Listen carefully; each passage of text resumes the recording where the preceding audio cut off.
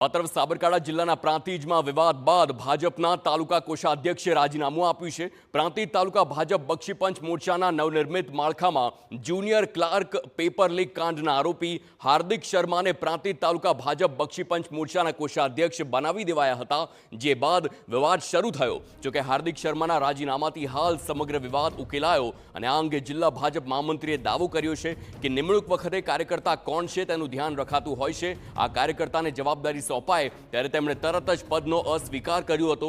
શું કેસ અંગે તે પાર્ટીનું જે તે સમય ધ્યાન ન હતું, પરંતુ હાલ રાજીનામું લેવાઈ ગયું છે અને આખો જે વિવાદ હવે ઠંડો પડી રહ્યો છે। આ પાર્ટીમાં જ્યારે નિમણૂકો કરવામાં આવતી હોય ત્યારે જે તે મંડળ કાર્યકર્તા કોણ છે એનું ધ્યાન રાખીને એની જવાબદારી આપતી હોય છે। એ કાર્યકર્તાની જ્યારે જવાબદારી આપવામાં આવી ત્યારે એ કાર્યકર્તાએ તરત જ એનો ત્વરિત રીતે એનો અસ્વીકાર કર્યો છે। એ એના વ્યક્તિગત કારણોસર અસ્વીકાર કર્યો છે। એને શું કેસ ચાલે છે એ પાર્ટીને ઘણી વખતે આ વસ્તુનું ધ્યાન હોતું નથી, એના કારણે આ વસ્તુ બનતી હોય છે।